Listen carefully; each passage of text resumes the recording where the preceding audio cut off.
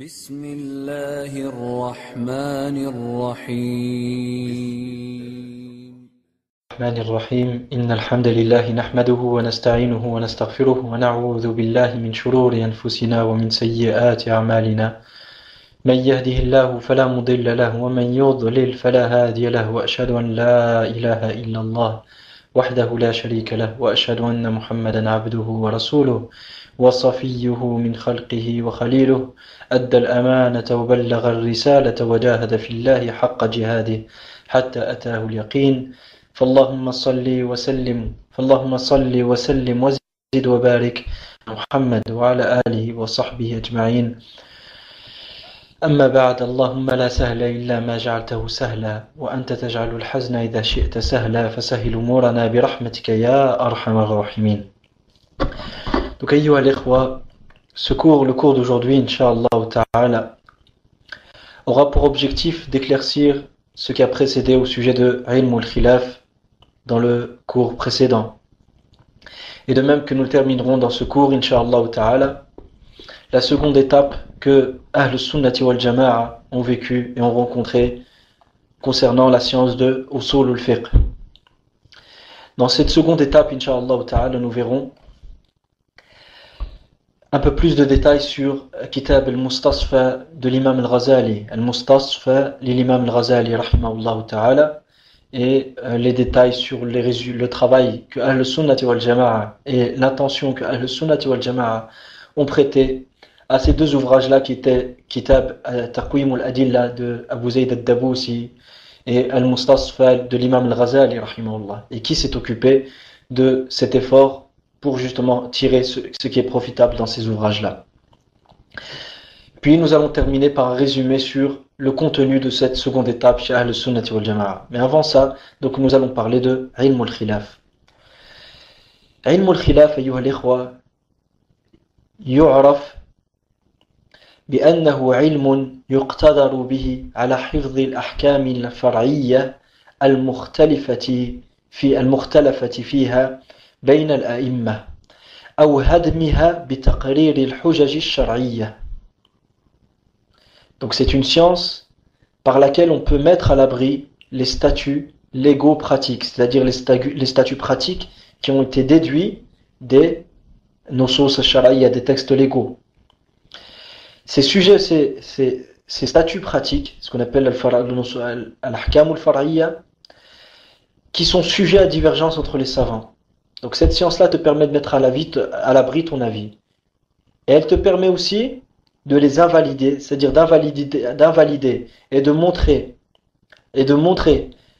que les statuts, les ahkam que ton opposant a déduits des nusus al-shar'iyya, des textes légaux, sont invalides. Donc cette science-là va te permettre d'affirmer ton avis et de montrer que l'avis de ton opposant est erroné. De quelle manière, ayyuha al-ikhwa? بِتَقْرِيرِ الْحُجَجِ الشَّرْعِيَّةِ, par l'établissement de preuves légales. Par l'établissement de preuves légales. Et de quelle manière aussi? Par l'établissement de preuves légales et des défaillances présentes dans les preuves de l'opposant. Dans les preuves de l'opposant. C'est-à-dire que tu montreras aussi qawadihul adillah. Qawadihul adillah, c'est-à-dire les défaillances qui sont présentes dans les preuves de ton opposant. Cette définition, ayyuha al-ikhwa, vient d'un ouvrage qui s'appelle Tashilu al-Usul. Tashilu al-Usul, page 10. Et sachez, barakallahu fikum, que les questions religieuses d'une manière générale, al-masail al-shar'iyya, tanqasimu ila qismayn, se divisent en deux catégories. Premièrement, ce qu'on appelle al-qat'iyyat. Nous avions déjà cité ça la dernière fois, mais nous allons en parler plus amplement. Al-qat'iyyat, les questions légales et règles religieuses évidentes, ne portant à aucune divergence entre les savants, sur lesquels il n'y a aucune divergence, et au sujet desquels le consensus a été accordé, et qu'il est un devoir d'accepter. Ces questions portent le nom de quoi? De qat'iyyat, c'est-à-dire d'évidence religieuse. Al-qat' ayyuha al-ikhwa signifie la certitude. Et ces questions-là désignent les points affirmés d'une manière qat'iyya, évidente et certaine, et qui font l'unanimité des gens de science. Mithalan, tels que les 5 piliers de l'islam, les 6 piliers de la foi et le devoir d'y croire. Le nombre de prières quotidiennes et celui des raka'at.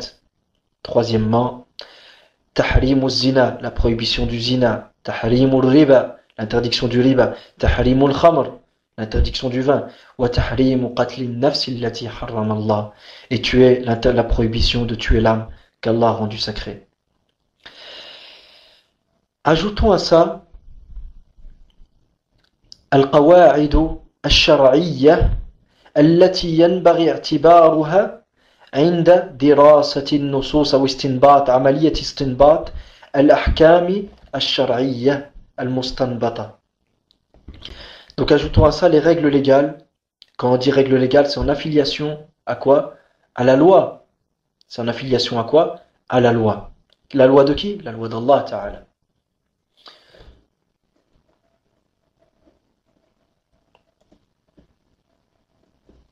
طيب. Akhi, est-ce que tu m'entends encore? Akhi, est-ce que tu m'entends?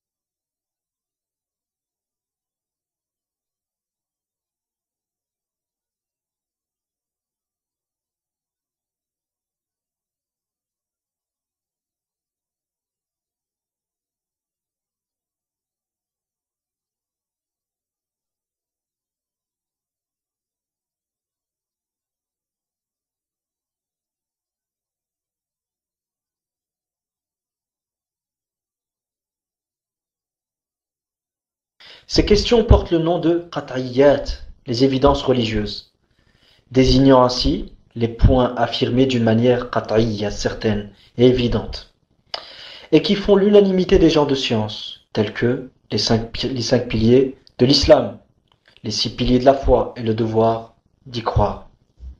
Car arkan al-islam al-khams wa arkan al-iman as-sitt wa wujub al-iman biha. Deuxièmement, le nombre de prières quotidiennes, par exemple, et celui des raka'at.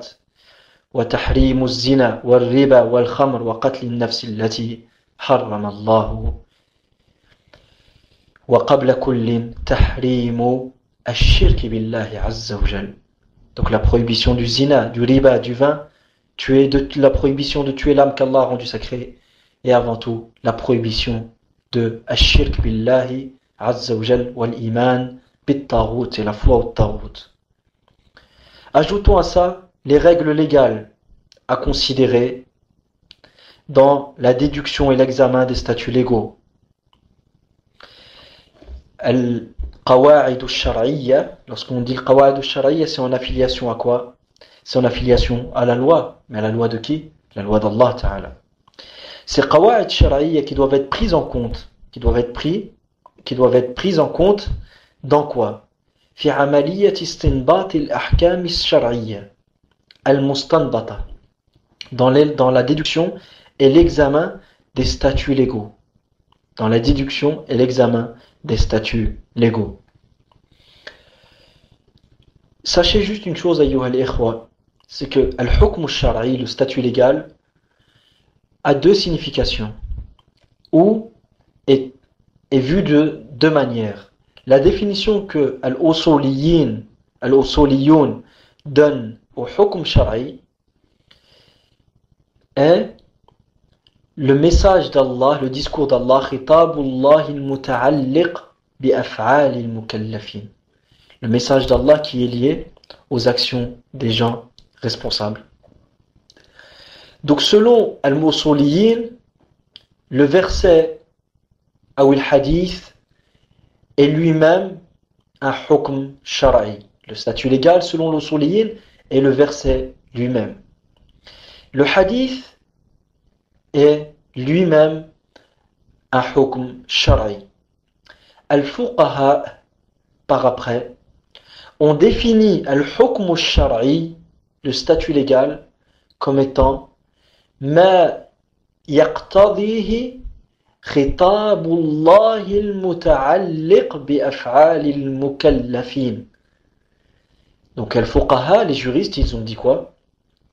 Ils ont dit al-hukm al-shar'i, le statut légal, désigne ce qu'implique le message et le discours d'Allah qui s'adresse aux actions des gens responsables. Selon les fuqaha, ayyuha al-ikhwa, selon les fuqaha, la parole d'Allah Ta'ala, Ya ayyuha alladhina amanu, awfu bil-uqud, ô vous qui avez cru, remplissez et respectez vos transactions ou vos engagements, respectez vos engagements. Selon al-fuqaha, ce verset en soi n'est pas le hukm al-shar'i. Ce verset en soi n'est pas légal. Mais le statut légal, c'est l'obligation de respecter ses engagements. Donc, selon les fuqaha, c'est ce qu'on comprend du verset et ce qu'implique le verset ou ce qu'implique le hadith qui est nommé et qui est qualifié de hukm shar'i. Mais quant aux usuliyoun, les savants de l'usul, ils affirment et établissent que le hukm shar'i, qu'est-ce que c'est? C'est le verset lui-même. Ya ayyuhalladhina amanu, awfu bil-uqud. Ô vous qui avez cru, remplissez vos engagements. Ya ayyuhalladhina amanu, ما لكم إذا قيل لكم انفروا في سبيل الله ثاقلتم إلى الأرض أرضيتم بالحياة الدنيا من الآخرة. Ce verset en soi pour les usuliyoun, c'est ça le hukm al-shar'i. Quant aux fuqaha, dans ce verset où Allah Azza wa Jalla dit ô vous qui avez cru, qu'avez-vous lorsque vous êtes invité, lorsque vous êtes appelé à répondre à l'appel dans la voie d'Allah, vous vous attachez et vous vous sentez lourd, vous attachez lourdement à la terre. Êtes-vous satisfait de ce bas monde aux dépens de l'au-delà?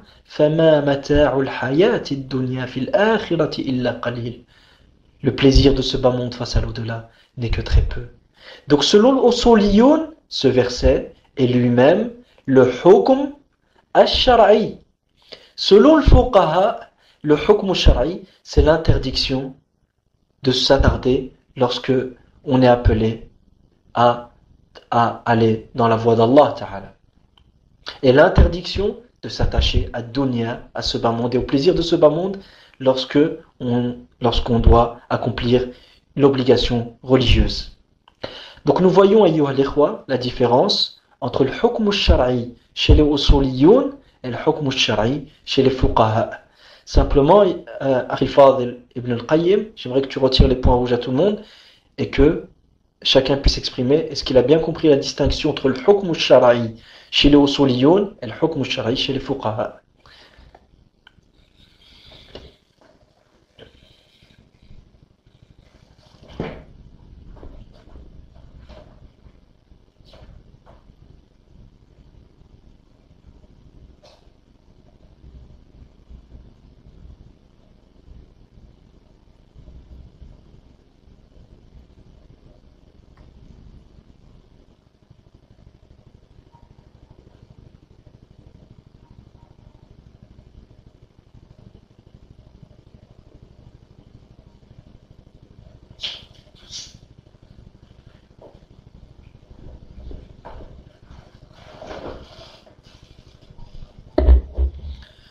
La question, ayyuha al-ikhwa, quelle est la différence?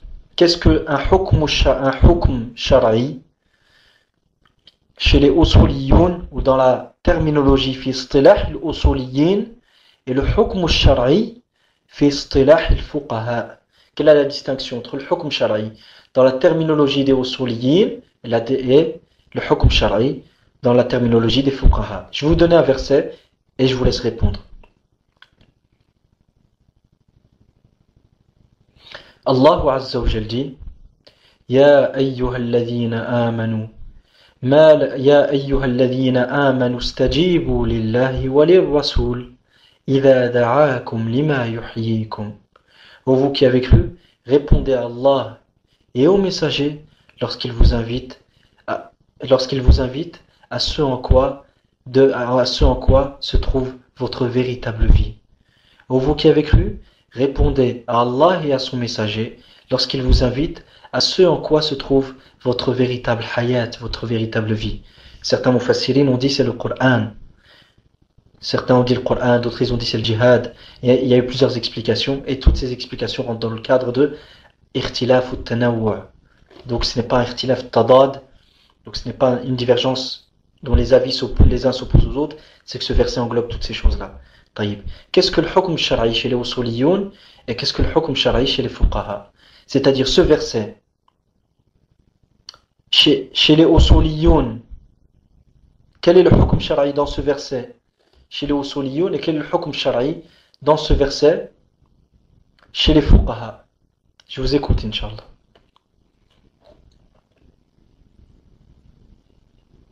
L'Akh Ibn al-Qayyim dit chez les usuliyoun, c'est que le verset en lui-même ou le hadith en lui-même est un hukm. Naam, akhi barakallahu fik, naam. Chez les usuliyoun, le verset Ya ayyuhalladhina amanu istajibu lillahi wa lirrasuli idha da'akum lima yuhyikum wa'alamu anna Allah yahulu bayna al-mar'i wa qalbi. Donc vous qui avez cru, répondez à Allah et aux messagers lorsqu'ils vous appellent à ce en quoi se trouve votre véritable vie, la pratique du Coran. Et sachez qu'Allah s'interpose entre l'homme et son cœur. Sachez qu'Allah s'interpose entre l'homme et son cœur. Ce verset chez les usuliyoun, c'est lui-même le hukm. Le hukm shar'i, c'est le verset en lui-même. Et chez les fuqaha, quel est le hukm shar'i dans ce verset? Quel est le hukm shar'i chez les fuqaha dans ce verset? C'est le contenu. Barakallahu fik, akhi Abu Ayman. Barakallahu fik, akhi Aba Ayman. Donc, c'est le contenu. Donc, l'obligation de répondre à Allah et son messager lorsqu'il nous appelle à ce en quoi se trouve notre véritable vie, l'obéissance d'Allah Ta'ala et de son messager sallallahu alayhi wa sallam. Et sachez qu'Allah s'interpose entre l'homme et son cœur, c'est-à-dire qu'il faut faire attention lorsqu'on ne fait pas ce qu'Allah nous demande, que quelque temps après, on n'ait plus envie de le faire. Qu'on n'ait plus envie de le faire et que nos cœurs se détournent et qu'on meurt dans une situation où la foi disparaît de nos cœurs, qu'Allah nous en préserve. Wa alaykum salam wa rahmatullahi wa barakatuh. Taïb. Donc nous avons exposé la différence entre al-hukm al-shar'i chez les usuliyoun et al-hukm al-shar'i chez les fuqaha. Donc nous étions en train de traiter, ayyuha al-ikhwa, de al-masail al-qat'iyya, des questions certaines, évidentes ou des évidences religieuses. Et nous avions cité plusieurs formes de masail qat'iyya.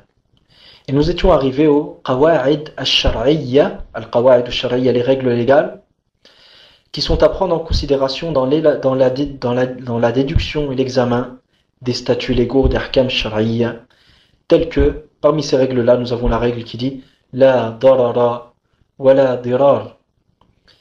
La darara wa la dirar. Nul n'a le droit de s'apporter une nuisance ou de nuire à autrui pour bénéficier lui d'un profit. Et cette règle-là, elle a des dawabit, c'est-à-dire elle a des limites.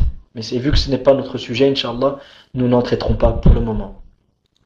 Et parmi les qawa'id aussi à prendre en compte, les qawa'id al-qat'iyya, il y a al-hudud tudra'u bishubuhat, les peines légales telles que le vol, l'apostasie et d'autres sont à repousser et ne sont pas d'application en présence d'ambiguïté quant au réel mérite de cette peine. C'est-à-dire, imaginez, par exemple, on va citer une fatwa de Cheikh Mohammed ibn Ibrahim, rahimahullah ta'ala, qui montre la valeur de cette règle juridique chez Ahl Sunnati wal Jama'a. Sachez, ayyuha al-ikhwa, qu'il n'y a pas de divergence entre Ahl Sunnati wal Jama'a sur le kufr de celui qui insulte l'islam. Il n'y a pas de divergence sur le kufr de celui qui insulte l'islam. Cela dit, il y a une divergence sur celui qui insulte ad-din, la majorité des savants, le Jumhur, comme l'a cité l'imam al-Qarafi, rahimahullah ta'ala, soit dans son livre Al-Dhakhira, soit dans son livre Al-Furuq. Et je rapporte là, ce détail-là, ce tafsil-là, de Cheikh Mohammed ibn Abd al-Maqsoud, hafidhahullah, wa farrajallahu kurbatahu, wa nafa'a al-ummat al-islamiyya bi'ilmihi. Donc, l'imam al-Qarafi, rahimahullah, rapporte le khilaf entre Ahl al-Ilm sur le kufr de celui qui insulte ad-din. Donc, al-Jumhur, ils ont dit quoi? Ils ont dit celui qui insulte ad-din est mécréant. Pourquoi?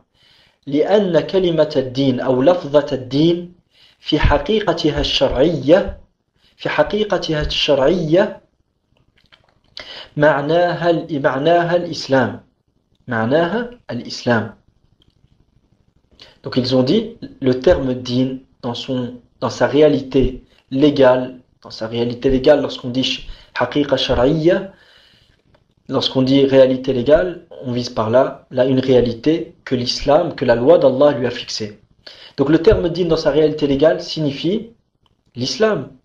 Donc à ce moment-là, celui qui insulte le din est mécréant. Pour quelle raison? Parce qu'il a insulté l'islam. Et certains shafi'iyya, si je me souviens bien, c'est soit certains shafi'iyya, soit certains malikiyya, ils ont dit quoi?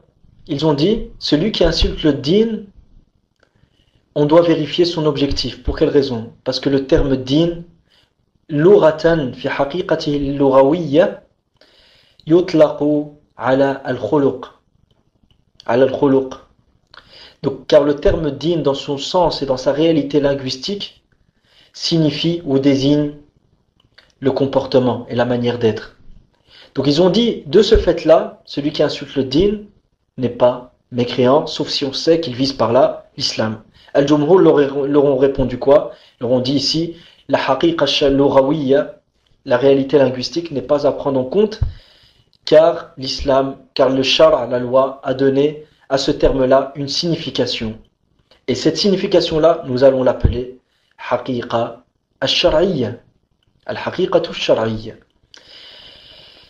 Et lorsqu'il y a une opposition entre une haqiqa shar'iyya et une haqiqa lughawiyya, lorsqu'il y a une opposition entre une réalité légale et une réalité linguistique, et que nous sommes dans un contexte légal, nous sommes dans un contexte de shara, de la loi d'Allah, nous traitons de religion, nous devons donner au terme son sens shar'i et sa haqiqa shar'iyya.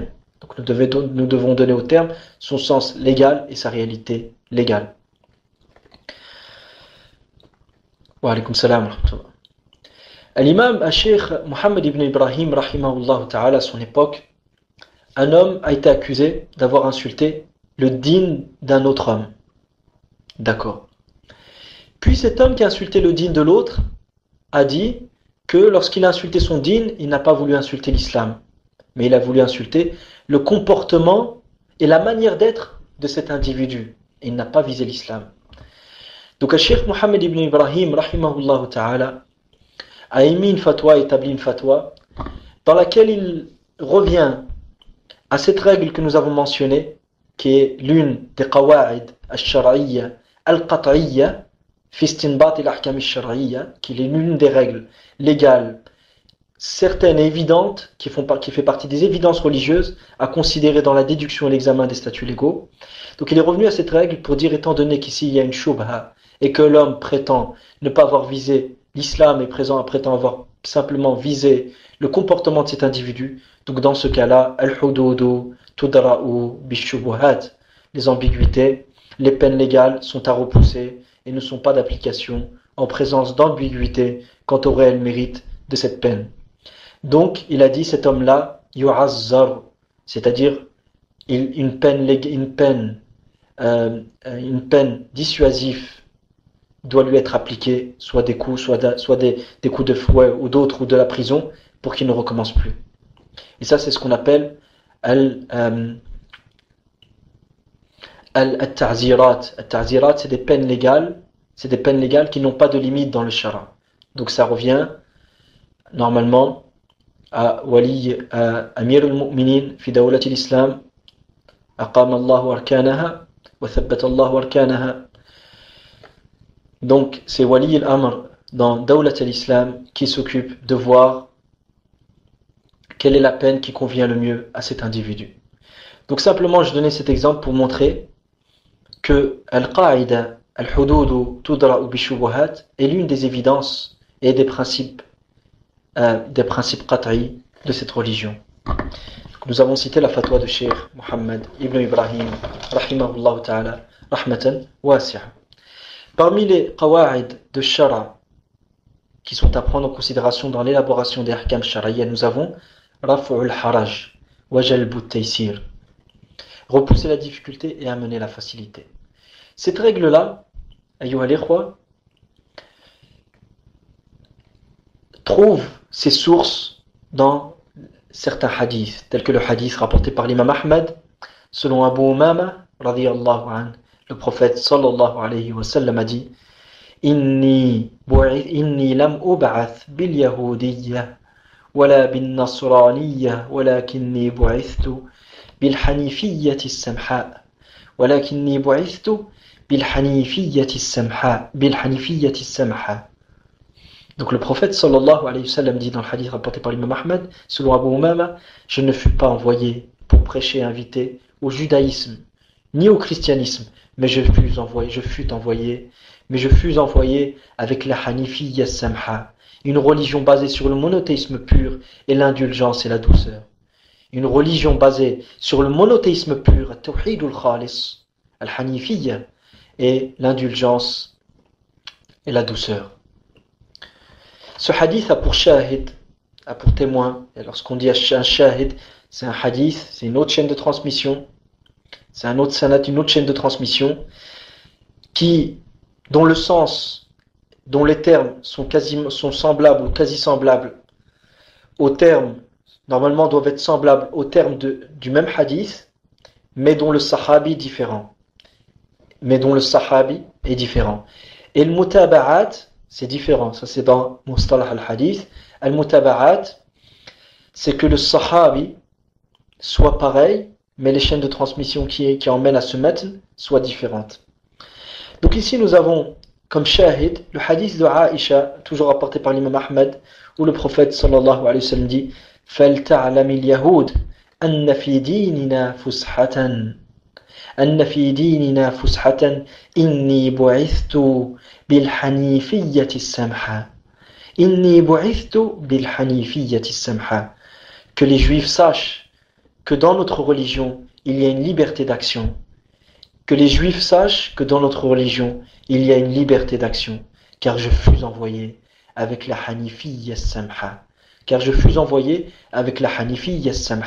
Une religion basée sur le monothéisme pur et l'indulgence et la douceur.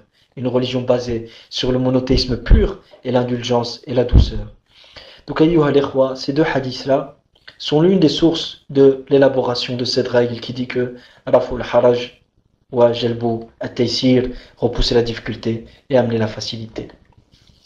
Donc après ce qui a précédé, nous pouvons voir que les qat'iyyat, les évidences religieuses, sont de trois sortes.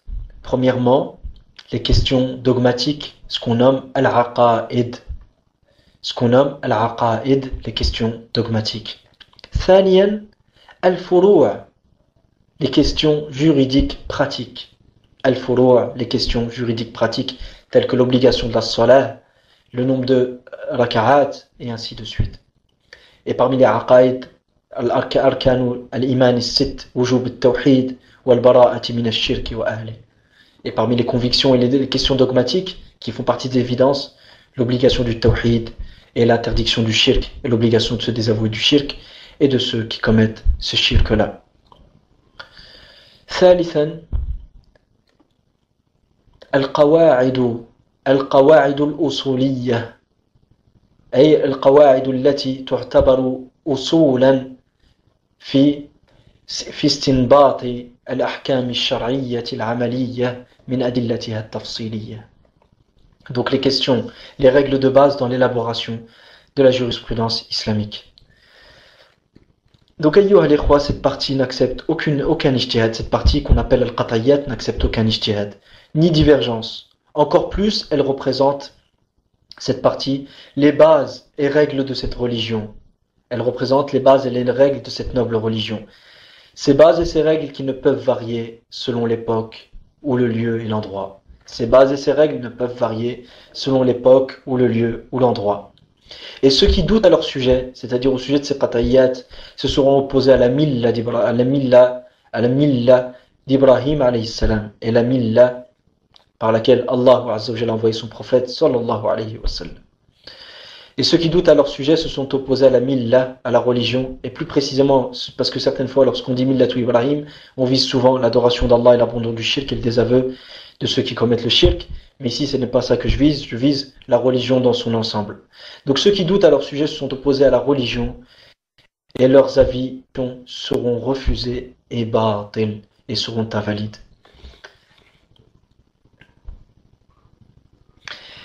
Et en ce qui concerne la règle que nous avions citée, Raf'ul Haraj ou Jalbu Taysir, l'imam al-Shatibi, rahimahullah, dans son ouvrage Al-Muwafaqat, dit « Les preuves qui indiquent que les difficultés furent retirées à cette umma ont atteint le degré de qata', c'est-à-dire d'évidence.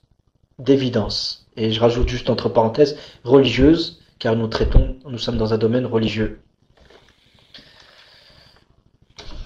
Maintenant, les seconds sujets qui ne font pas partie de l'qatayyat, c'est tout ce qui n'entre pas dans le cadre des qatayyat et qui est du ressort des questions légales, c'est-à-dire toutes les masail shar'iyya, toutes les questions qui ont un trait avec la religion, avec la loi d'Allah Ta'ala, et qui n'entrent pas dans ces qatayyat qu'on a vus auparavant, sont nommés par certains savants adh-dhanniyat, les questions probantes. Cette partie accepte al-ijtihad contrairement à la première, et elle accepte la divergence contrairement à la première. Pour quelle raison? Car l'afham, les compréhensions des gens, peuvent se diversifier sur ces sujets-là, ce qui aboutit donc à une divergence d'opinion. Car les afham, les compréhensions, peuvent se diversifier sur ces sujets, ce qui aboutit donc forcément à une divergence d'opinion. La loi d'Allah Ta'ala, a invité à la réflexion et au raisonnement, afin de concevoir les réelles significations des textes qui contiennent ces ahkam dont on a parlé, ces ahkam al-far'iyya, et ces statuts légaux juridiques. Ces statuts légaux, ces ahkam, qui sont sujets de ce khilaf, c'est-à-dire, imagine-toi, tu as un texte du Coran, un texte de la Sunna.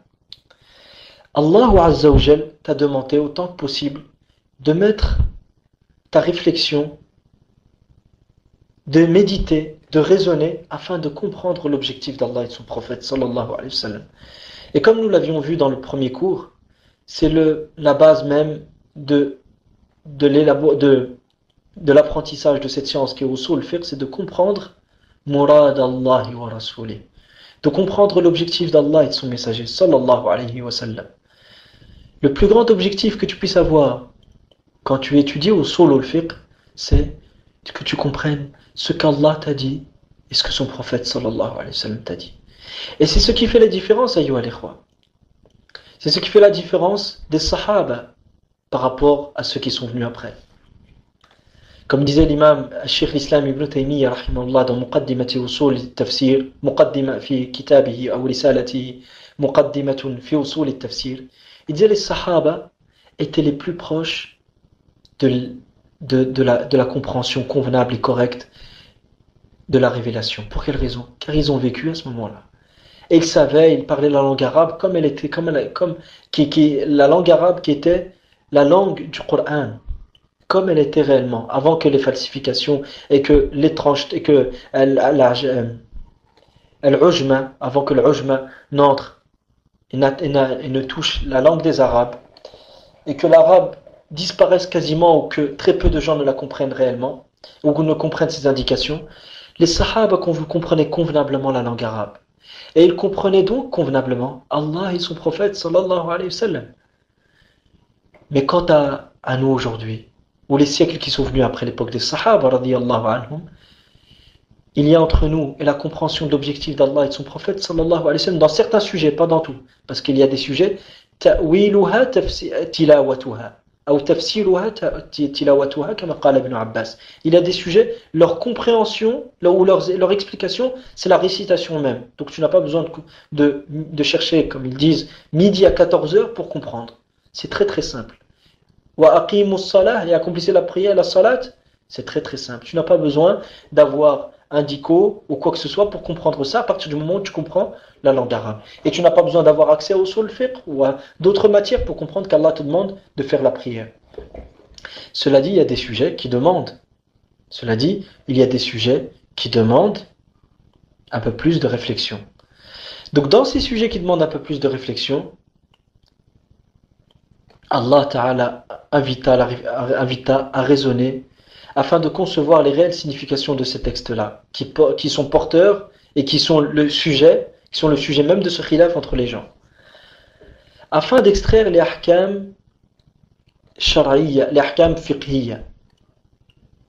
Et afin d'extraire aussi, deuxièmement, les ilal, les causes légales qui motivent l'ahkam. Troisièmement, afin d'établir l'objectif des textes, al-ghayat wal-ahdaf wal-maqasid, et de savoir les différentes interprétations et les diverses interprétations de ces textes-là. Donc celui qui est en mesure de méditer, qui est le mujtahid, il se doit de méditer dans ces choses-là afin d'extraire les ahkam al-fiqhiyya, afin d'extraire al-ilal al-shar'iyya, les causes légales qui motivent les ahkam. Quelle est la cause légale qui a motivé qu'il y ait le riba dans l'or et l'argent? Donc à ce moment-là, al-mujtahid, il va te dire, c'est al-thamaniya, c'est la valeur de l'or et de l'argent. Donc à partir de là, il va établir, ça c'est la position de la majorité, il va établir que toute chose dans laquelle cette valeur est présente a le même hukm que l'or et l'argent. Donc les billets ont le même hukm que l'or et l'argent. Donc le faqih, son but, al-mujtahid, son but, c'est d'extraire justement les causes légales qui ont motivé la présence de ces ahkam shar'iyya. Cela dit, nous n'affirmons pas, comme les mu'tazila le font, que Allah fait des choses, nous n'imposons pas des choses à Allah, mais nous affirmons ce qu'Allah a affirmé. Et nous disons que ces causes légales motivent la présence de ces ahkam, de ces statuts légaux, parce qu'Allah en a voulu ainsi. Par exemple, le hadith dans Sahih al-Bukhari, le prophète sallallahu alayhi wa sallam dit إنما جعل الاستئذان من أجل النظر إنما جعل الاستئذان من أجل النظر. Al-isti'dhan, la demande de permission d'entrer dans une demeure, a été établie à cause du regard. De quel regard? Du regard de ce qu'Allah il a interdit. Donc pour quelle raison nous demandons permission avant d'entrer dans une demeure? C'est pour ne pas voir une chose qu'Allah il a interdit. Ou une chose que les gens n'ont pas envie qu'on voie. D'accord. Donc nous voyons que ce hadith, qui est un hukm shar'i chez les usuliyin, nous voyons donc que ce hadith est un hukm shar'i, qui est un hukm shar'i chez les usuliyin, comporte une cause où a été justifié, où le hukm qui s'y trouve, c'est-à-dire l'obligation de demander permission avant d'entrer dans une demeure, a été justifié par quoi? Par le fait qu'on puisse voir ce que soit les gens n'aiment pas qu'on voie chez eux, soit voir ce qu'Allah il a interdit. D'accord. Donc nous voyons que ce hukm-là a une illa. Nous voyons que ce hukm-là a une illa. C'est-à-dire une cause légale qui a motivé sa présence. Qui est-ce qui a établi cette illa, ayyuha al-ikhwa? Je vous laisse répondre. Inch'Allah ta'ala. Qui est-ce qui a établi cette illa? Qui est-ce qui a établi cette illa, cette cause légale qui motive la présence de ce hukm? Là. Non. Qui est-ce qui a établi cette illa? C'est-à-dire, qui est-ce qui a voulu que nous n'avons pas le droit d'entrer dans une demeure avant qu'on demande la permission? Qui est-ce qui a voulu ça? C'est qui? Qui est-ce qui l'a établi cette illa? Allah. Naam, jazakumullahu khayr. Barakallahu fikum. Quand vous écrivez Allah, juste une chose, petite entre parenthèses, mettez une majuscule, barakallahu fikum. Par respect pour le nom d'Allah Ta'ala, quand on était à l'école, on nous apprenait que Victor Hugo, il fallait mettre une majuscule, donc Allah est beaucoup plus méritoire de ce genre de adab et de ce genre de comportement et d'éthique. Donc, Allah, c'est lui qui a établi ce hukm-là. Qui est-ce? Man alladhi istakhraja hadi al-illa? Qu'est-ce qui a déduit cette cause légale? Qui est-ce qui a fait cette opération et cette démarche de déduction de cette cause légale? Qui est-ce qui l'a déduit, cette cause légale?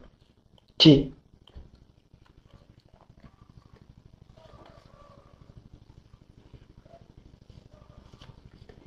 Qui est-ce qui a déduit cette cause légale? Qui est-ce qui l'a déduit et qui nous a permis de comprendre que la cause légale qui motive al-usuliyoun. طيب تفضلوا الإخوة. L'Akh Abou Ayman dit al-usuliyoun, c'est eux qui ont établi qui ont déduit cette illa. L'Akh Ibn al-Qayyim dit les fuqaha. Je vous écoute, Inch'Allah. Que chacun dise ce qu'il a compris. Parce que l'objectif, ce n'est pas de faire des longs cours compliqués, l'objectif, c'est que tout le monde comprenne, Inch'Allah ta'ala.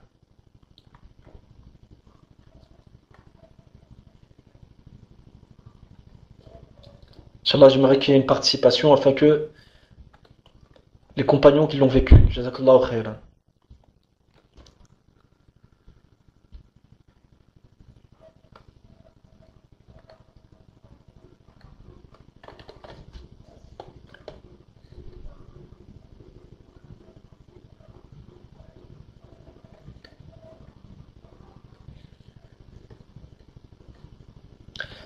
Donc, on va se contenter de 3 réponses. Donc, là, Abou Ayman dit al-usuliyoun. Ibn al-Qayyim dit al-fuqaha et al-Ukht dit les compagnons qui l'ont vécu. Sachez, ayyuha al-ikhwa, que les usuliyoun ont établi les qawa'id al-amma, les règles générales qui ont permis aux fuqaha, aux juristes par après, de déduire la illa. Et les compagnons avaient compris cette illa. Est-ce bien compris? Donc chacun a apporté une partie de la réponse. Les compagnons étaient les plus à même de comprendre cette illa, vu qu'ils ont vécu à l'époque de la révélation. Mais les compagnons n'ont pas traité de tous les sujets de tous les sujets en tant que sujet individuel. Ils ont laissé des qawa'id, des règles générales que les mujtahidines tels que l'imam Shafi'i rahimahullah ta'ala ont utilisées pour établir les règles de base de déduction. C'est bien compris. Donc les usuliyoun ont tracé le chemin. Les fuqaha l'ont emprunté, et ce qui a permis aux soliyoun de tracer ce chemin-là, c'est les compagnons qui ont vécu l'époque prophétique. Donc les compagnons et d'autres sources, bien sûr, de l'élaboration des règles de l'usul, et pour ceux qui veulent plus de détails, qui reviennent au cours précédent, lorsque nous avions traité des masadir ilm usul al-fiqh, des références de l'élaboration de cette science qui est usul al-fiqh et des règles de usul al-fiqh. Et nous avions parlé du fait que ce soit la compréhension des sahaba était l'une des choses que l'imam Shafi'i, dans son ouvrage Ar-Risala, rahimahullah, a pris en considération dans l'élaboration des qawa'id al-fiqhiyya. Donc, je répète, la deuxième catégorie de sujets, c'est les masail al-dhanniyat, ou ce qu'on appelle al-dhanniyat.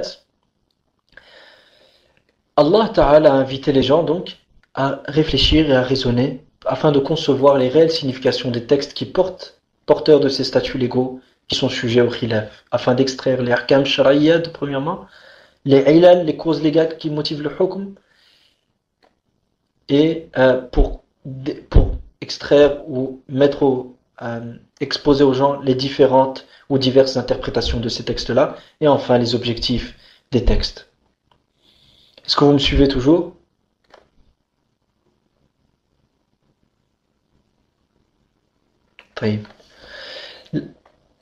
La loi islamique a de même ouvert la porte aux gens disposés à extraire les ahkam, c'est-à-dire al-mujtahidin, ceux dont les raisons sont saines et qui sont dotés d'intelligence, afin que chacun déploie son énergie dans la recherche de ce noble dessein et de ce noble objectif.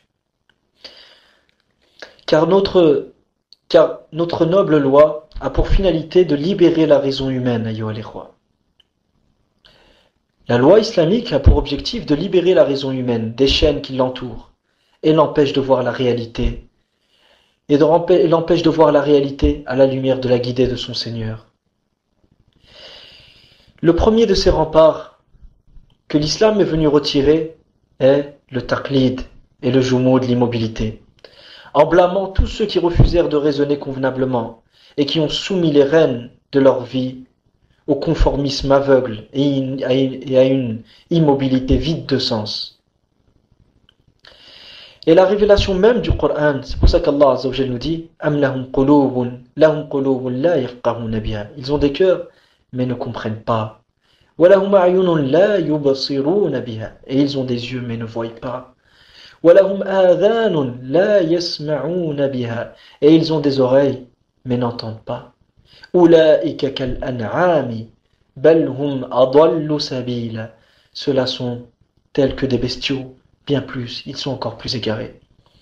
La révélation même du Coran n'avait-elle pas pour objectif, n'avait-elle pas pour seul objectif que les gens réfléchissent et fassent preuve de raison? La révélation même du Coran et les paraboles qui ont été mentionnées, l'exposé des versets tafsir ou l'ayat, n'avait-il pas pour seul objectif que les gens dotés de raison, que les gens réfléchissent et fassent preuve de raison, de raisonnement, c'est-à-dire qu'ils viennent à méditer.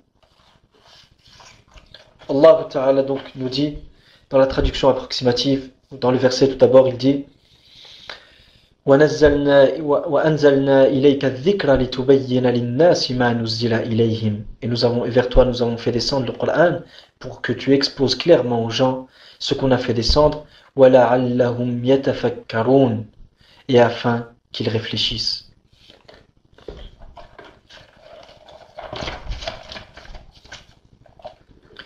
Et le Coran incita les gens à méditer et à être réfléchis et blâma l'immobilité et le rejet de la raison, le qualifiant d'aveuglement. Allah Ta'ala dit قُلْ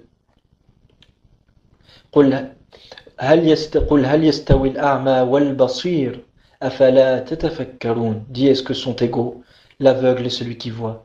Ne réfléchissez-vous donc pas? Qui est l'aveugle ici? C'est celui qui suit aveuglement.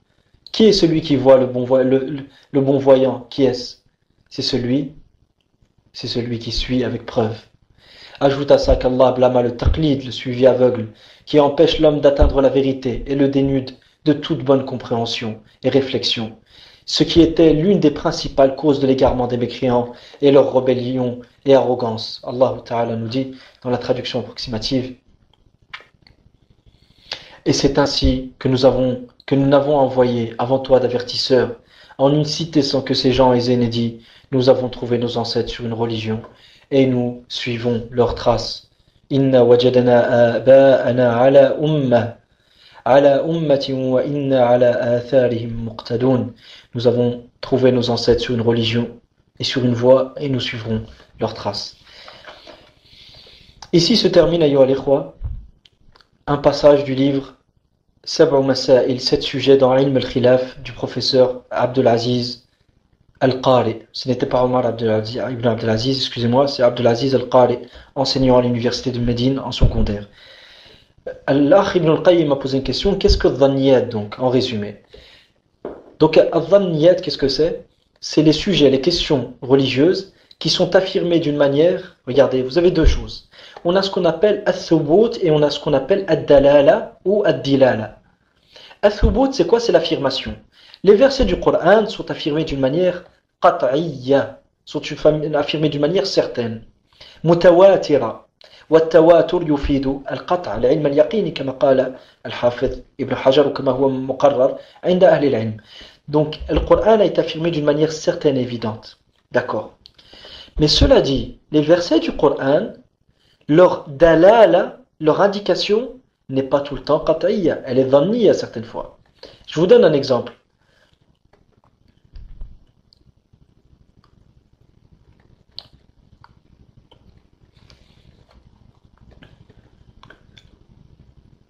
Lorsqu'Allah Azza wa Jal nous parle de la période de menstru, وَالْمُطَلَّقَاتُ يَتَرَبَّصْنَ بِأَنفُسِهِنَّ ثَلَاثَةَ قُرُوءٍ.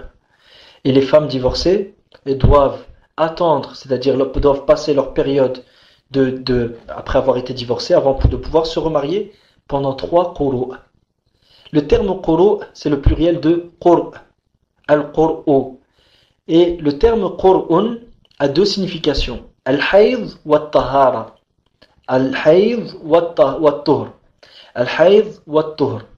Donc le terme qur' a 2 significations: les menstrues et la purification. Les menstrues et la pureté de la purification de ces menstrues-là. D'accord. Donc ce nas-là, ce texte-là, ayyuha al-ikhwa, est-ce qu'il est qat'i ad-dalala ou est-ce qu'il est dhanni ad-dalala? Est-ce que ce texte est évident et certain dans son indication ou est-ce qu'il est dhanni probant? Est-ce qu'il est dhanni? Est-ce qu'il est certain? Est-ce qu'il est qat'i ou dhanni? Je vous laisse répondre, Inch'Allah.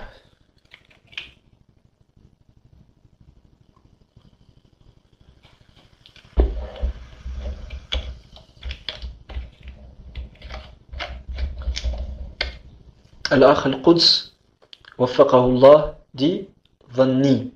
Il dit qu'il est probant. J'aimerais bien que tout le monde participe, Inch'Allah. Barakallahu fikum. Barakallahu fikum. Donc j'attends vos réponses.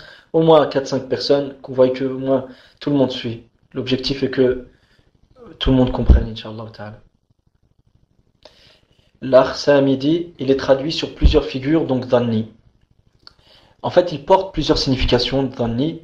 Ibn al-Qayyim dit dhanni ad-dalala. Abu Ayman dit dhanni. Mohammed Saifullah dit dhanni.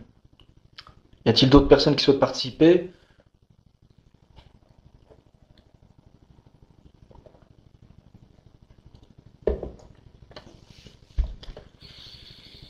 Dhanni car l'ijtihad est autorisé. En fait, là, l'autre dit, je ne sais pas. Mohammed Saifullah, simplement pour Abu Ayman, tu dis dhanni, hafidhakallah, car l'ijtihad y est autorisé. Taïb. Mais en fait, quand est-ce que tu sais que l'ijtihad est autorisé? C'est quand tu sais ce qu'il est qata'i ou dhanni. Donc tu ne peux pas prendre comme argument que l'ijtihad est autorisé sur cette question pour dire qu'il est dhanni. Comment a-t-on su que l'ijtihad était autorisé? C'est lorsqu'on a su d'abord qu'il était dhanni. Donc on n'aurait pas pu savoir que l'ijtihad était autorisé avant qu'on ne sache qu'il est qata'i ou dhanni. Avant qu'on ne sache qu'il était dhanni. Donc il est dhanni pour quelle raison? Car il a plusieurs compréhensions possibles. Voilà, barakallahu fik, akhi Ibn al-Qayyim. Donc, il a plusieurs compréhensions possibles. Donc, c'est pour ça qu'il est dhanni. Taïb, d'accord. Donc, ce sujet-là, par exemple, est-ce qu'il rentre dans les qat'iyat qu'on a cités ou dans les dhanniyat? Est-ce qu'il rentre dans les évidences religieuses ou dans les questions probantes? Est-ce qu'il rentre dans les qat'iyat ou dans les dhanniyat?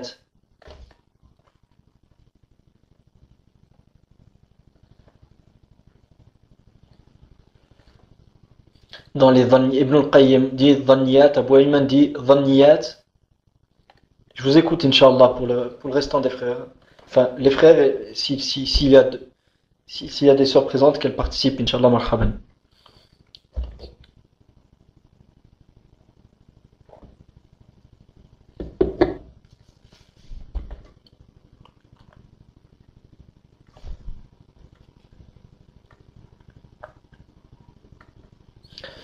Taïb, Inch'Allah, je me contenterai de ces deux réponses. Donc, cette question rentre dans le masail al-dhanniyya, ou ce qu'on appelle al-dhanniyat.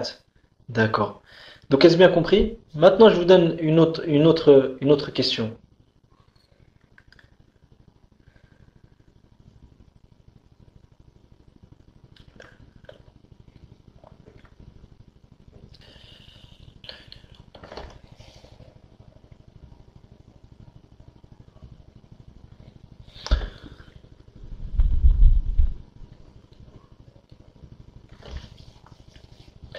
Le verset où Allah Azza wa Jal dit que la femme a le droit de montrer sa parure devant min nisa'ihim, devant leurs femmes.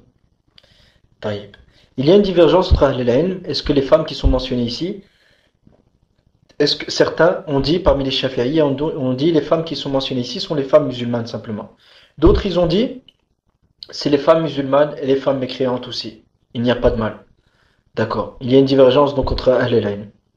Ceux qui ont permis à la femme de montrer ses cheveux et ce qui apparaît en général d'elle devant ses maharim aux femmes mécréantes, ils ont pris comme preuve le hadith, si je me souviens bien, dans le Bukhari, où une femme juive est venue voir Aïcha radiyallahu anha, lui a rendu visite.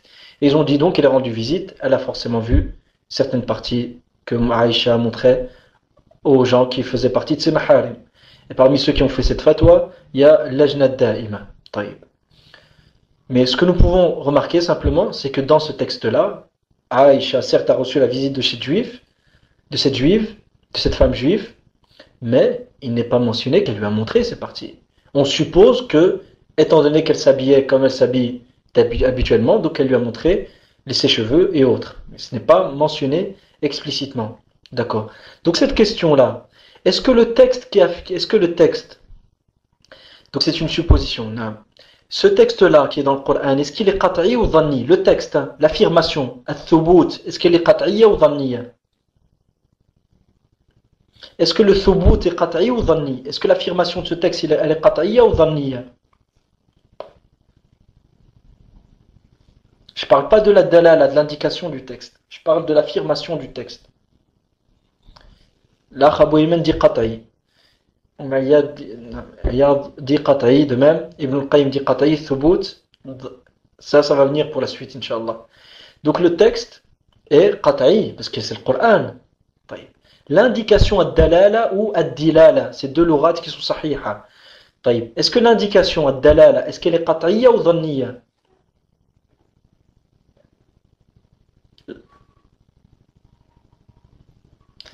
Pour les croix qui sont perdus, Inch'Allah, il n'y a pas de mal. Si je sais que c'est pas évident, on fera des exercices, Inch'Allah. Le but, c'est que tout le monde comprenne. L'indication, elle est, Abu Ayman dit dhanniya, Ibn al-Qayyim dit dhanniya, Mu'ayyad dit dhanniya, Al-Ukht Labib a dit dhanniya, Abu Sulayman dit dhanniya. Jazakumullahu khairan, vous avez bien compris, alhamdulillah. Donc l'indication est dhanniya.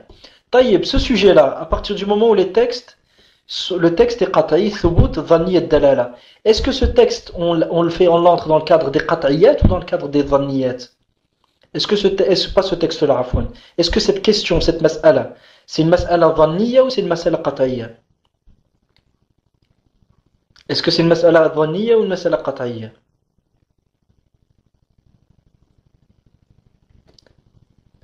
Abu Ayman dit donc, les rois, je cite leur avis, dhanniya, الأخت أمياض دي ظنية الأخت لبيبة دي ظنية الأخ القدس دي ظنية الحمد لله يعني الحمد لله الذي تتم به الصالحات. Vous avez bien compris.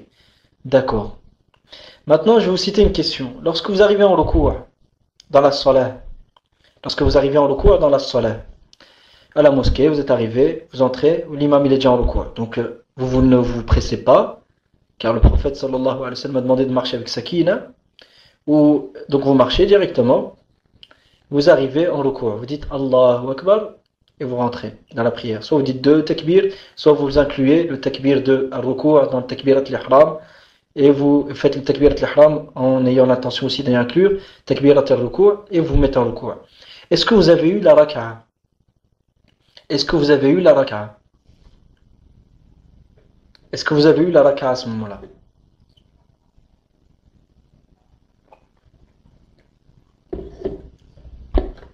Donc Abu Ayman dit Naam, oui. L'Akh Abu Sulayman dit oui. Ibn al-Qayyim dit Naam. L'Ukht Mu'ayyad dit Naam, oui.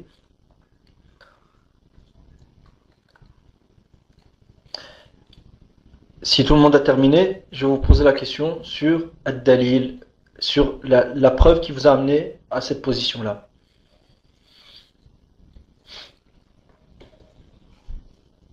Quelle est la preuve qui vous a amené vers votre position, Inch'Allah?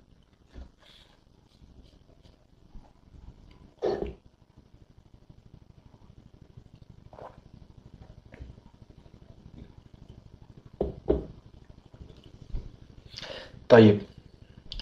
Donc, الإخوة يعني مسألة إدراك الركعة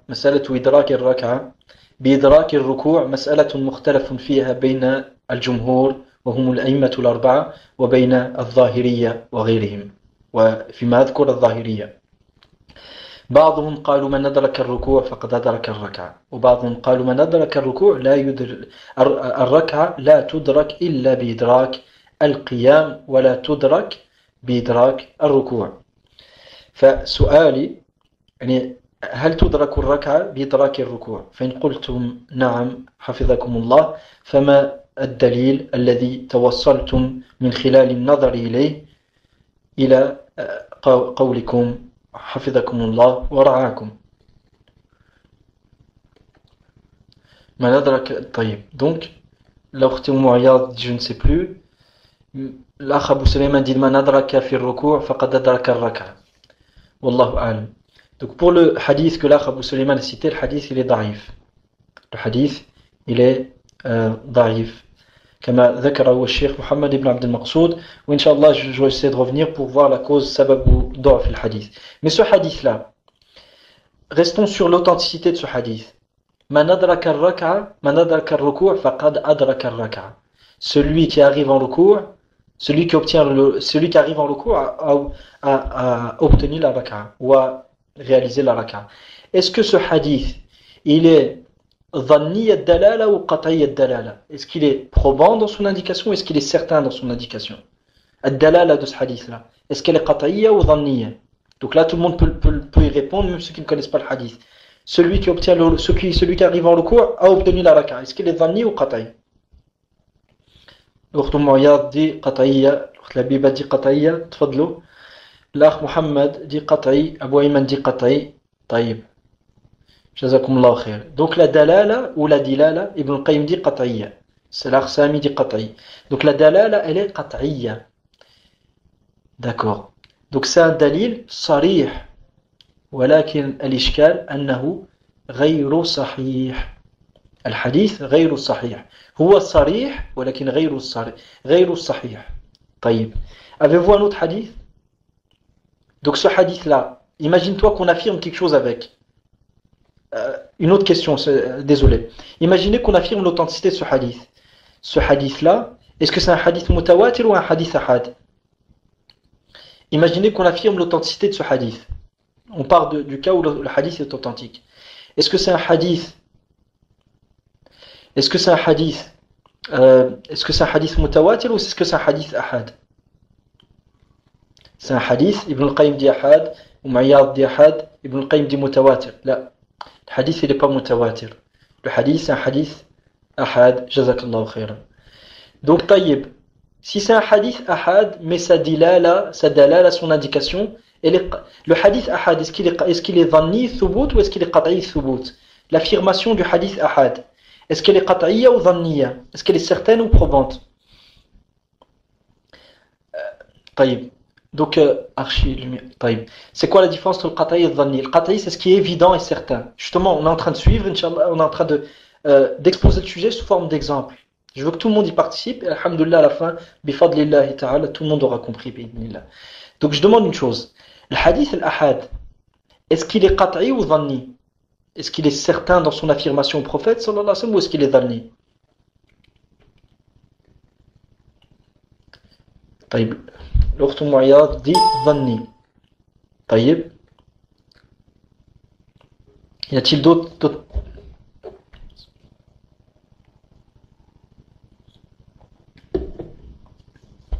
Non, dans son affirmation.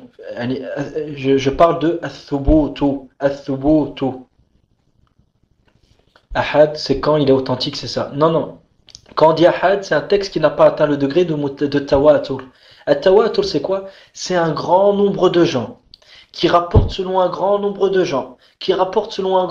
gens, jusqu'au prophète sallallahu alayhi wa sallam, et il est impossible que ces gens dans l'ada, dans l'usage commun, que ces gens se soient mis d'accord pour mentir. C'est ce qu'on appelle al-mutawatir.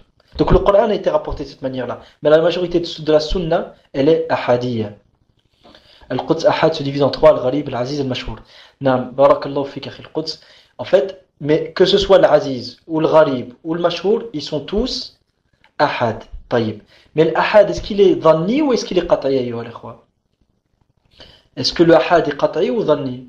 Pourquoi il ne serait pas, l'akh Abu Ayman dit, pourquoi il ne serait pas qat'i? Umayyad, tu veux dire s'il est dhanni ou qat'i dans son attribution au prophète sallallahu alayhi wa sallam ou dans son application? Non, dans son attribution, dans son affirmation au prophète sallallahu alayhi wa sallam. Est-ce que le hadith ahad, est-ce qu'il est qat'i ou dhanni? Je vais vous laisser, Inch'Allah, émettre vos avis, puis on va discuter, Inch'Allah. Donc l'ukht dit dhanni. L'ukht dit aussi dhanni. Mohammed dit dhanni. Donc sachez que cette position-là, qui est que le hadith, l'ahad il est dhanni, c'est la position de la majorité des savants, comme l'a cité l'imam al-Nawawi rahimahullah, et l'a rapporté selon lui Ibn Salah dans fi muqaddimatihi. Et c'est la position aussi de l'imam Ahmad rahimahullah ta'ala, selon yani fi riwayatin anhu. Ça c'est la position, donc c'est sur le hadith l'ahad qu'il est dhanni.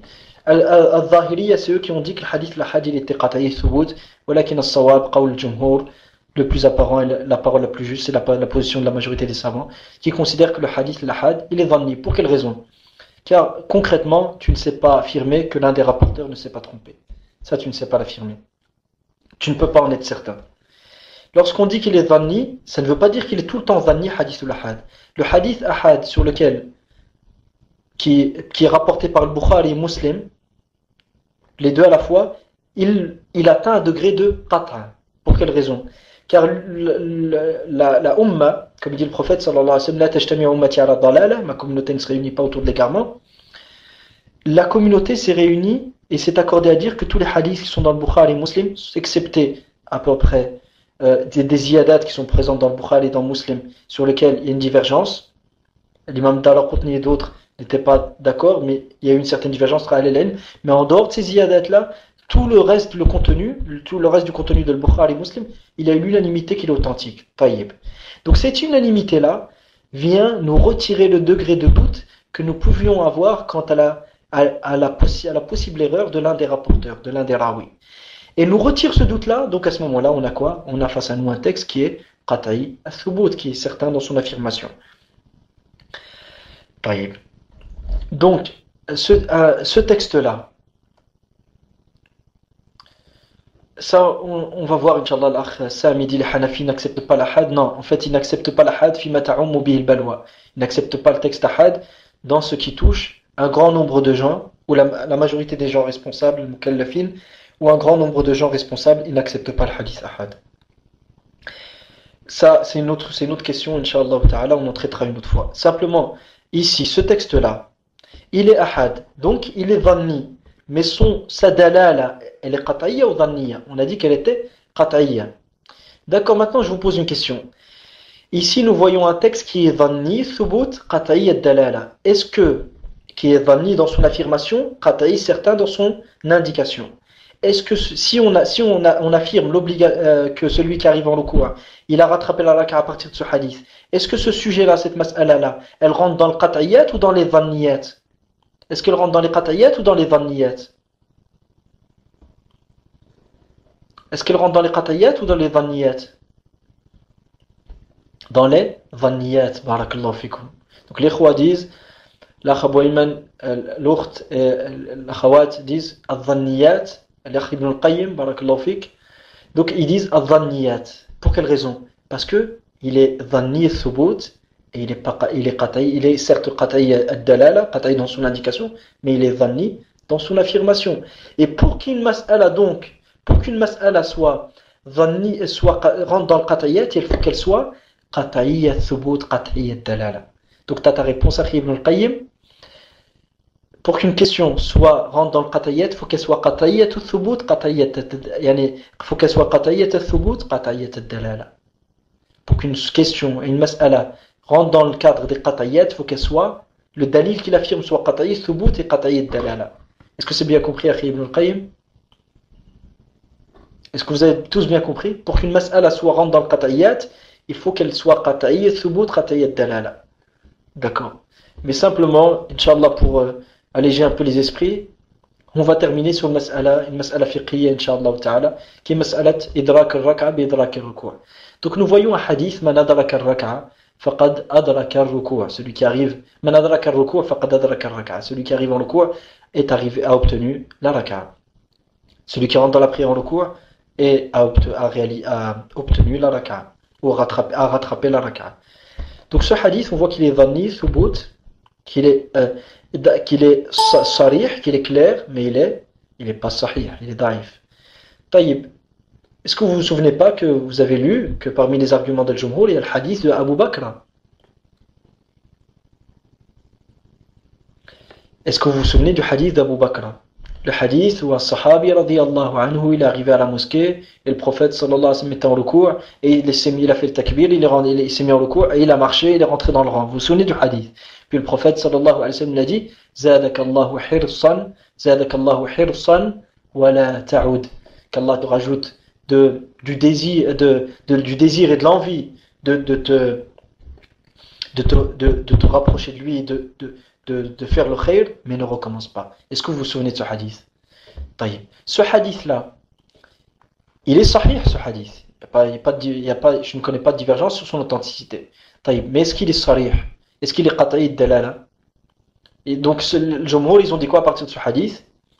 Ils ont dit, dans ce hadith-là, le prophète, sallallahu alayhi wa sallam, a dit à cet homme qu'Allah te rajoute du hirs, du désir de te rapprocher de lui, mais ne recommence pas. Et il ne lui a pas demandé de recommencer la raka'a. Il ne lui a pas demandé de recommencer la raka'a alors qu'il est rentré en ruku'. Taïb. Donc, ils ont dit, cet homme n'a pas recommencé la raka'a. D'accord. On suppose donc qu'il n'a pas recommencé la raka'a. Mais est-ce qu'on peut affirmer qu'il n'a pas recommencé la raka'a? Est-ce qu'on peut l'affirmer? Est-ce qu'on est sûr qu'il n'a pas recommencé? Ou est-ce qu'on suppose qu'il n'a pas recommencé? La Khilias dit non.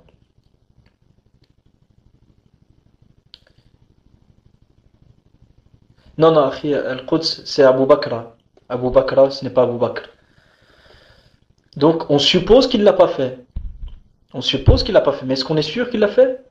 Non, on n'est pas sûr. Donc, ce texte-là, il est dhanni ou il est qat'i dans son affirmation?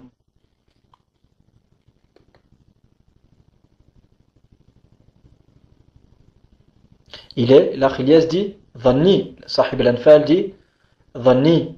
Donc ce texte, est-ce qu'il est certain ou est-ce qu'il est supposé, majoritairement suppose son indication, dhanni, mais qat'i rapporté. Taïb. Non, rapporté, il est authentique. On verra ce qu'il est qat'i ou pas. Là, simplement, je veux juste parler de ce sujet pour terminer. Il est supposé non formel dans son indication. Il est dhanni. Barakallahu fikum. Taïb. Maintenant, ayyuha al-ikhwa, Allah Azza wa Jal, qu'est-ce qu'il dit? Wa qumu lillahi qanitin. Wa qumu lillahi qanitin. Donc, ce verset-là indique, est-ce qu'il est qat'i thubut ou pas? Ce verset. Wa qumu lillahi qanitin. Wallah Azza wa Jal ordonne de se tenir debout dans la prière. Est-ce qu'il est qat'i dans son affirmation ou pas? Est-ce qu'il est qat'i dans son thubut ou pas? Dans son affirmation ou pas? Ibn al-Qayyim dit na'am, ou Ma'yad dit na'am, l'ukht Labiba na'am, Abu Sulayman na'am, Abu Ayman dit na'am qat'i. Barakallahu fikum. Taïb. Il est qat'i dalala ou pas? Dans l'obligation de al-qiyam, c'est-à-dire la position debout. Est-ce que ce texte-là indique d'une manière certaine l'obligation, voire même, c'est pas simplement l'obligation, rukniyata al-qiyam, que le qiyam dans la salat est un rukn? Est-ce qu'il l'indique d'une manière certaine? Est-ce qu'il l'indique d'une manière certaine? Naam. L'akh Ilyas dit naam. Naam. Donc l'akh dit naam. L'akh aussi. Barakallahu fikum. D'accord. Donc, rukniyat al-qiyam, le fait que le qiyam soit un rukn, est-ce que c'est une mas'ala qat'iyya ou une mas'ala dhanniyya? Le fait que le qiyam dans la salat soit un rukn, est-ce que c'est une mas'ala qat'iyya ou une mas'ala dhanniyya? Donc l'akh dit qat'iyya. L'akh aussi. L'akh Ilyas aussi dit ça. Abu Talha aussi. Barakallahu fikum. L'akh aussi. L'akh na'am. Abu Sulayman aussi. Barakallahu fikum. Donc cette mas'ala elle est qat'iyya. Taïb. La question de savoir que celui qui arrive en ruku', il a obtenu la raka'a. On a vu les deux dalils. Le premier, il est sahih, il est sarih, mais il n'est pas sahih. On a vu qu'il était dhanni. Le deuxième, il est sahih, mais il n'est pas sarih. Donc on a vu aussi qu'il était dhanni. Lorsque tu as un ta'arud, bayna nassayni, ou bayna nassin, محتمل ونص صريح أو بين نص قطعي الدلالة وبين نص ظني الدلالة, lorsque tu as une opposition entre un texte qui est probant, qui est dhanni et qui n'est pas clair, qui est supposé, et entre un texte qui est qat'i, qu'est-ce que tu fais prévaloir? Qu'est-ce que tu fais prévaloir lorsque tu as une opposition entre un texte qui est qat'i? L'ukhti, le qat'i bien sûr, Abu Ayman le qat'i, Ilyas qat'i, Al-Quds le texte qat'i. Barakallahu fikum. Donc c'est le qat'i qu'on fait primer. Et est-ce que une obligation affirmée par un texte qui est qat'i thubut, qat'i dalala, peut être retirée par un texte qui est dhanni thubut, dhanni dalala? Est-ce qu'une obligation, par exemple, qui est affirmée d'une manière qat'iyya peut être retirée par un texte qui est dhanni? Est-ce qu'une obligation qui est affirmée d'une manière qat'iyya peut être retirée d'une manière dhanniyya? Non, barakallahu fikum. Donc le qiyam est un rukn dans la salah, ça, il n'y a pas de divergence. Les textes qui affirment que celui qui arrive en ruku', il n'a plus, c'est-à-dire même s'il n'a pas fait le qiyam, sa raka est valide quand même, et que le ruku' dans ce cas-là, sa rukniya, elle disparaît, sont dhanni. Et est-ce qu'on peut faire passer un dhanni devant un qat'i? Est-ce qu'on peut faire ça? Bien sûr que l'Akh dit, Elias dit, bien sûr que non. L'Ikhwa Ibn al-Qayyim dit non. Elias aussi. Wa barakallahu fikum. Donc on voit que même si tu arrives en ruku', tu rattrapes la raka, et ça c'est la position de l'imam Ibn Hazm et de l'imam al-Shawkani, et parmi les contemporains de Cheikh Muhammad Ibn Abd al-Maqsoud. Rahimahumullah jami'an wa hafidhallahu man kana hayyan minhum. Donc vous avez bien compris ce sujet. Donc là c'est une manière d'étudier usul al-fiqh, une manière d'étudier le fiqh à la lumière de usul al-fiqh. Est-ce que vous voyez comment c'est beaucoup plus simple? Est-ce que vous voyez la facilité, subhanallah al-azim, que l'on obtient et que l'on a de regarder al-fiqh, mais d'une manière sur des bases qui sont saines? Ça vous laisse l'esprit sain, alhamdulillah. Vous n'êtes pas perdu dans les divergences et vous comprenez correctement les causes des divergences. C'est très beau et ça beaucoup. L'Akh dit c'est très beau et ça facilite beaucoup de choses. Inch'Allah ta'ala, d'une manière ilmiya. Inch'Allah qu'Allah permette que ce travail qu'on arrive à bout de ce travail, Inch'Allah ta'ala. Je m'excuse, on n'a pas pu faire la suite de la seconde étape de Usul al-Fiqh inda Ahl al-Sunnah, mais on le fera pour le cours de mardi, Inch'Allah ta'ala. Wa barakallahu fikum pour votre présence. Wa sallallahu azza wa jalla wa lakum khayray dunya wal akhirah. Je demande à Allah pour moi, pour vous et moi, les bienfaits de ce bas monde et de l'au-delà. Et qu'Allah raffermisse nos cœurs sur le tawhid. Qu'Allah raffermisse nos cœurs sur le tawhid. Qu'Allah raffermisse nos cœurs sur le tawhid.